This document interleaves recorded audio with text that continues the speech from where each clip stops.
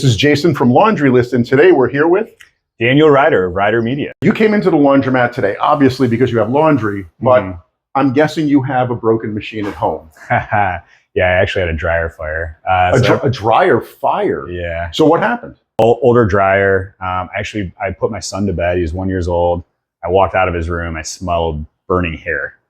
I looked in the kitchen. My wife was not cooking. So immediately I'm like, oh my God, the dryer. Was there a risk that your wife could have caused the fire by cooking?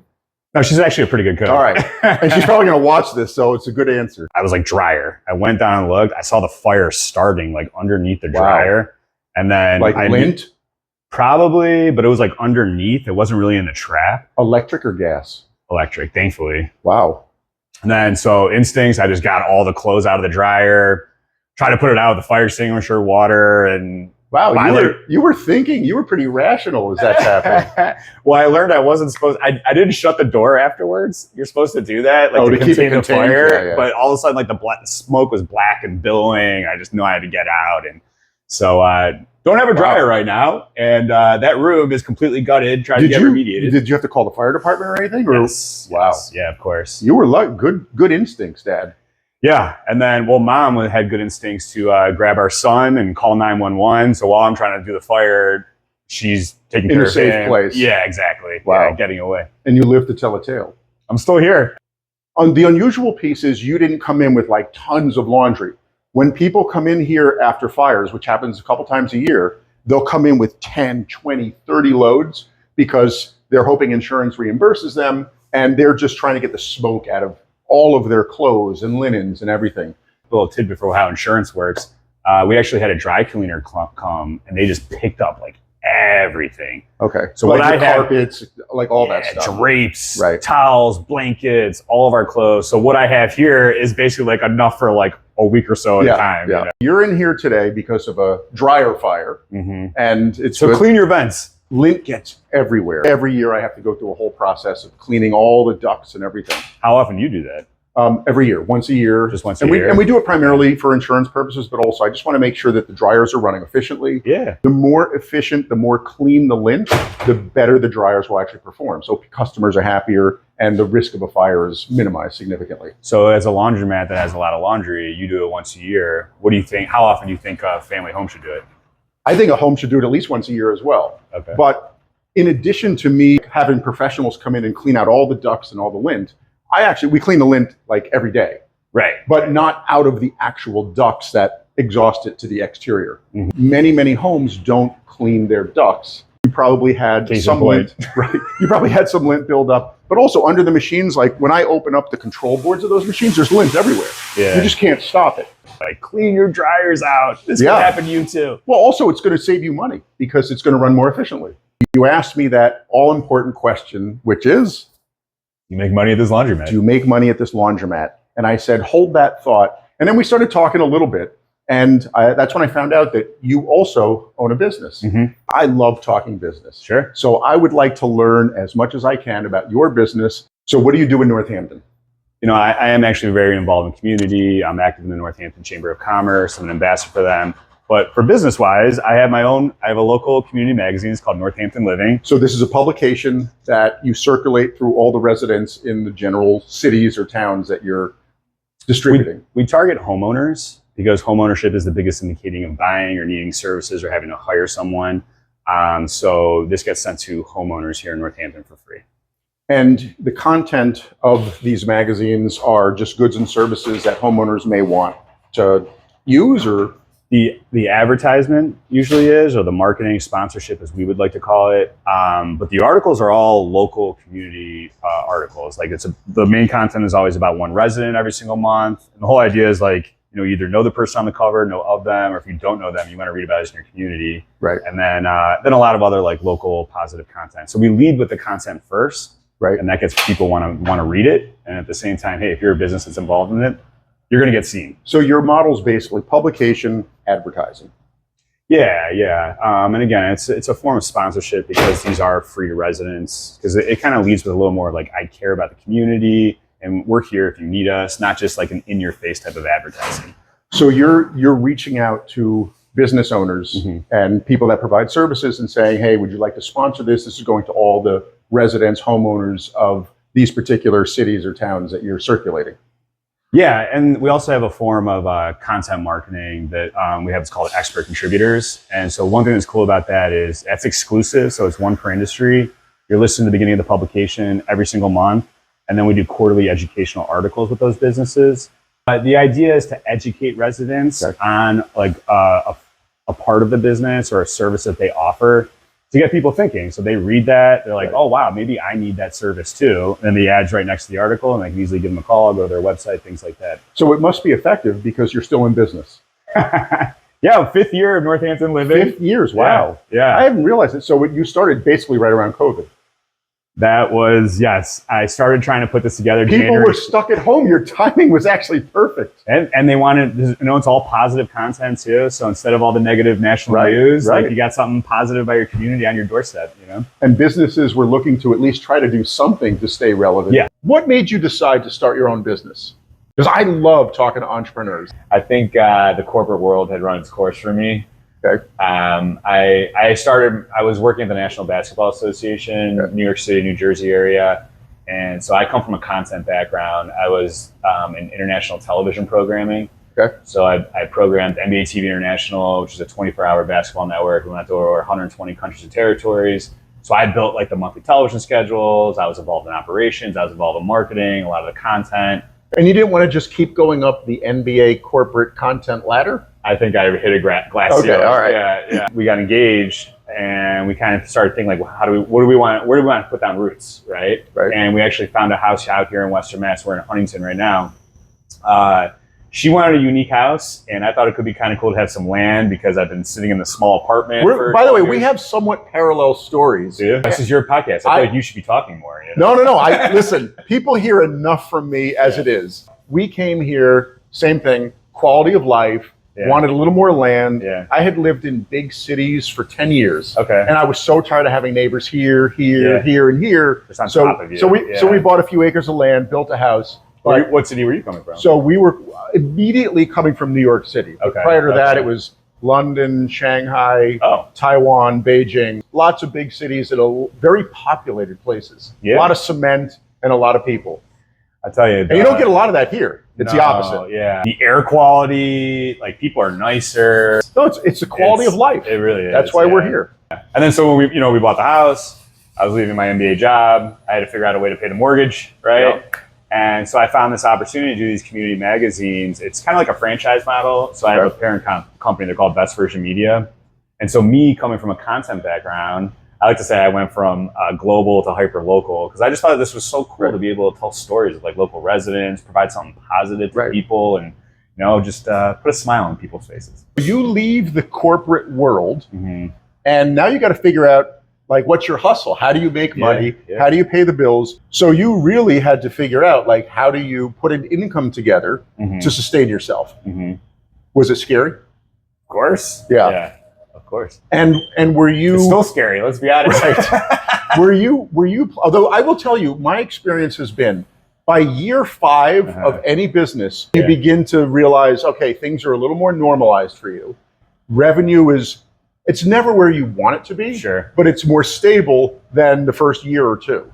Well, I think also with what I do, it's very public facing. So I think it starts to build like a reputation, a brand. People really start to know what our content's about, our reputation, and they look forward to it. Right. That's 100% true. That was with any business that I've ever been involved with. That's always the minute you've got your 4th, 5th year behind you, it begins to sort of take shape without you having to constantly figure out where am I going to get my next client? Where am I going to get my next piece of revenue? Well, we lead with the content, right? And so because we put the residents on the cover, because it's free to them, we have a nearly 90% readership rate. It's actually 89.4%. So I mean, think about your own mail, what you get. It's so many onbills, junk mail. Right. You get something like this about your community, you're at least going to pick it up and thumb through it, right? But then you might see someone interested. We have Northampton Living sitting on our counter. I'd say 95% of my mail, I don't even open it. I just tear it in half because it's all junk mail. How did you know how to start a business? Trial and error, I guess. I think a lot of times with an entrepreneur, you're just the beginning, just throwing as much as you can out there and seeing what sticks. Did you register a company to start? No. So the way this model works, you actually have to get enough businesses involved to cover the cost of like the printing, the distribution, things like that. How did you know about? You said it's like a franchise model. Yeah. How did you know about the parent franchise? Just doing research, just seeing what opportunities were out there, and this So you resonated were with me. actively looking to get into this kind of business model, or? I think at the time I didn't know if I wanted to be an entrepreneur. I was looking at, normal jobs, and then within that, doing my research, I just came across this, and like I said, it just resonated with me, and I was like, I want to bet on myself. I'll take that bet any day. And I tell people this all the time. So being an entrepreneur, it's much less about making a lot of money, right? Mm-hmm. Everybody thinks, oh, you start a business, you're going to make a lot of money. It's about control. And now that you're 5 years in, you have full control of your life. You control your revenue, you control your expenses. Sure. You basically can control your own destiny. The most important thing is controlling your own schedule. Right. Absolutely. If there are things you want to do throughout the day, as long as you build that into your schedule, you can do that. I don't have to ask my boss to be Right. able to, We're sitting here in the middle of the day because we can. Right. We own our own businesses. Right. There's no better feeling than being in full control of your time, your destiny, your revenue, everything. Sure. You begin the company, and now you're talking to local tradesmen, businesses. Who was your first person to say yes? Oh man, that's a good question. Because that's what created the snowball effect for everybody else. I think it was a realtor. You said earlier that it's an exclusive category for that particular realtor. So our expert contributor program. So that's where you can write. If they choose to participate in that expert, you can do like a program. standard ad, just to have some presence in the community publication. But the true value is in the content marketing and doing that expert contributor piece, being seen as that expert, positioning yourself and then doing the content to really show off your expertise. And the franchise parent, Best Version Media, they create this model for you. Yeah. So you didn't have to think, how do I build this publication? Right. You had this blueprint. You start making phone calls. You start talking to local companies, whether it's realtors, probably electricians, plumbers, general contractors, anything related to home ownership. You have your first client, a realtor. Yeah. I'm guessing you had money saved, because how else are you going to pay your bills as you're building a company with no revenue? Yeah. I mean, I had a condo in New Jersey that I sold, and that kind of helped me like do the down payment for this house, and then gave me a little bit of a cushion, and then getting started. So it was January 20 when I started trying to put this together. February, like I said, I got that realtor. I think I got like a general contractor. I can't remember all the businesses were at that time. So you had a sense that things were beginning to go the way you'd hoped. Yeah, I was hot. Like all of a sudden I was getting clients left and right. I'm like, oh, this is going to be fantastic. And then March 2020 hits, whole world shuts down, you know, and then. And you knew what your cost structure was going to look like to put the publication together? There's a number that you have to hit to be able to get to print. They call it the baseline. Okay. And so it's like once you hit that baseline, it's like you're going to print, we're putting out a magazine. And the parent company handles all of the print? The printing, the distribution, one of the jokes I used to say is like, I'm not printing this in my basement, Right. Your job is basically fill the pages. So I have a content coordinator for both publications. They help me with some content, with writing and stuff like that. Did you start both at the same time, or you started with one? I started with Northampton Living. Okay. And then about a year later, I launched Longmeadow because the more I was out here. You had the infrastructure and you had the general process. I saw, number one, I think Longmeadow is an amazing town and I really kind of fell in love with it. And number two, I was hearing a lot of interest from businesses. When I was reaching out to them about Northampton, they're like, hey, if you ever start in Longmeadow, call me. And so I kept a list of those people. That's a perfect reason. And so I launched Longmeadow pretty quickly. Right. Because I had enough people that And they didn't have anything like what you were doing. There used to be that Longmeadow News, but I guess that folded a couple of years prior to me. See, I'm telling you, you see these publications and then they disappear. That won't happen to you. I'll do my best. And are you actively looking at other cities and locations?